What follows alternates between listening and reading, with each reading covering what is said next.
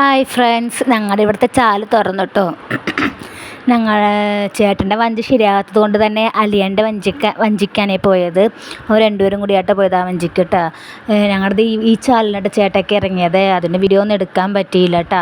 പിന്നെ ഈ ചാലിൽ ഒരു ദിവസം മാത്രമേ ഇറങ്ങാൻ പറ്റുള്ളൂ. ഇനി അടുത്ത വർഷം മാത്രമേ ഇറങ്ങാൻ പറ്റുള്ളൂ കേട്ടോ. വേറൊരു ചാലുണ്ട്, കളത്രച്ചാലെന്ന് പറയും.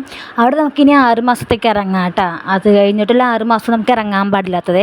അതുകൊണ്ട് തന്നെ ഞങ്ങൾ ചേട്ടൻ വർക്ക് കഴിഞ്ഞ് വന്നപ്പോഴത്തേക്കും ഞങ്ങൾ ഒന്ന് വീശാണ്ടേക്ക് കൊണ്ടുപോയായിരുന്നേ. പക്ഷെ ഒട്ടും സ്ഥലം ഉണ്ടായിരുന്നില്ല വീശാണ്ട്. ഇഷ്ടംപോലെ ആൾക്കാരുണ്ടായിരുന്നു. ഇതാണ് ചാലിട്ട് 6 മാസത്തേക്ക് ഇനി നമുക്കിവിടെ ഇറങ്ങാം കേട്ടോ. അതുകൊണ്ട് തന്നെ ഇഷ്ടംപോലെ ആൾക്കാർ ചൂണ്ടയിടാനും ഉണ്ട്.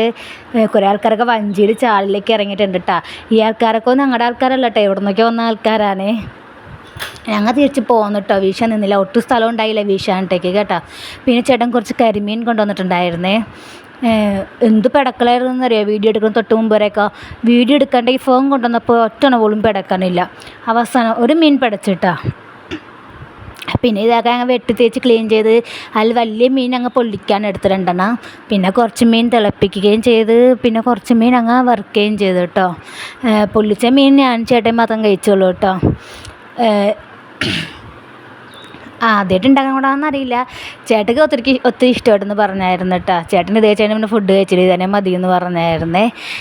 മറ്റേ ചാളിൽ ഇറങ്ങി മീൻ പിടിക്കുന്ന വീഡിയോസൊക്കെ എടുക്കണമെന്ന് ആഗ്രഹം ഉണ്ടായിരുന്നു, പക്ഷെ എടുക്കാൻ പറ്റിയില്ല കേട്ടോ. അടുത്ത പ്രാവശ്യം ഇനി എന്തായാലും ഞാൻ ഇടാവേ കേട്ടോ.